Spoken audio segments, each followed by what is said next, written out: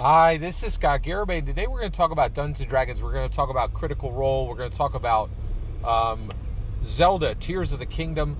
And we're going to talk about journalistic ethics, right? Because that's where we're at. I'm absolutely astounded at what's really happening with coverage of Dungeons & Dragons.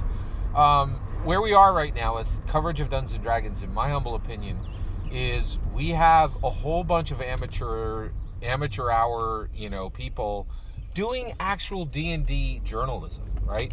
And not acknowledging that they're doing D&D journalism, making massive amounts of repetitive, extremely confusing jokes about being bought. Like I just watched Dungeons and Discourse, and she made a joke about being able to be bought, right? Like that she could be bought by sponsors to say whatever they wanted them to say. And then she was like, wink, wink, I'm just kidding. And then she doubled down and made another joke. And when she was done, you were like, I think you said you could be bought, right? But you're doing D&D coverage like 2 times a week.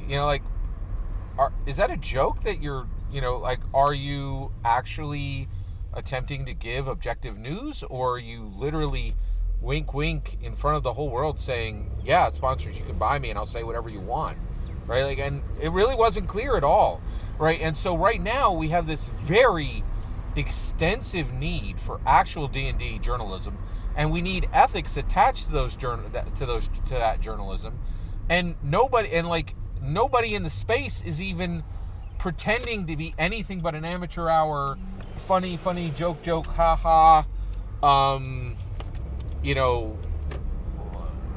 fan, right? And it's getting pretty bad.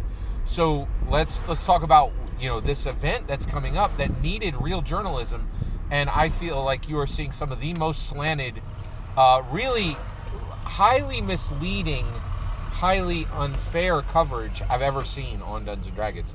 So right now, on May 30th, Critical Role is going to do Zelda Tears of the Kingdom one-shot. They're going to do a one-shot session, tabletop role-playing one-shot. This could be the biggest streamed tabletop role-playing session in the history. And it's being covered across the board by everybody who can get a hold of any information on the story. But everybody's leaving out the important part, right? A week or two ago, for a month now, there have been no less than probably 1,000 stories that have been saying Critical Role is leaving Dungeons & Dragons, right? And they're looking, oh, look, Candle Obscura. It's, Candle Obscura. Oh, Critical Role is leaving Dungeons & Dragons. Here's your story. Oh, here's the information, right? Oh, look at that. They're leaving. Critical. By leaving, did you mean about to do the biggest one-shot that's ever existed literally in the history of the game, and do more to promote Dungeons & Dragons than any campaign session they've ever run before, ever? Right? This thing is going to rip the roof off. In my humble opinion, this Zelda Tears of the Kingdom one-shot will tear the roof off of every record in streaming history. And it's going to be, in my humble opinion, 99% it's going to be a Dungeons & Dragons game. Why?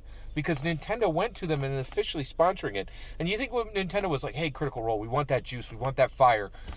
And Critical Role, you think there was a point where Critical Role was like, well, we have 2 types of Critical Role. We run Dungeons & Dragons and everybody in the world watches and everybody in the world's excited. Or we do something that's not Dungeons & Dragons. We get a half, a third, or maybe 1/10 of our viewers, and no one's excited. Which one of those did you want, Nintendo? Right? And so now you see the coverage, right? And it's astounding that no one's saying Matthew Mercer is going, the number one dungeon master in the world, who's written 2 D&D canon hardbacks, is about to run the biggest Dungeons & Dragons one-shot that's ever been put on any platform since the sun shone its first beams, right? Like, and so there were so many OSR and indie outlets that were like, look, Critical Role is leaving Dungeons & Dragons.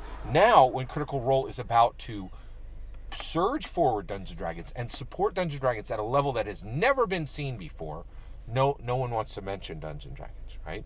Because it proves that what they were saying a week or two ago, where's the journalistic integrity on that, right? Like it seems like they were promoting and saying something that wasn't even remotely, in my humble opinion, connected to the truth.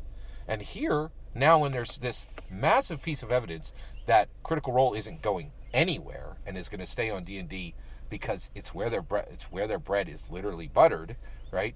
Nobody wants to talk about that, right? And so I think there's really isn't a Candela Obscura, there is a journalism Obscura that's happening, and you're about to see the biggest D&D one-shot that's ever been streamed anywhere, in my humble opinion. And none of these OSR or indie sites will even mention it because it proves what they said 2 weeks ago, 4 weeks ago, ridiculously long and frankly massively confusing and frankly just journalistically irresponsible, in my humble opinion. Every single word of that is my humble opinion. What's important is when I get to hear your humble opinion when you get in the comments and send your traffic. Please consider liking and subscribing and have a wonderful millennium.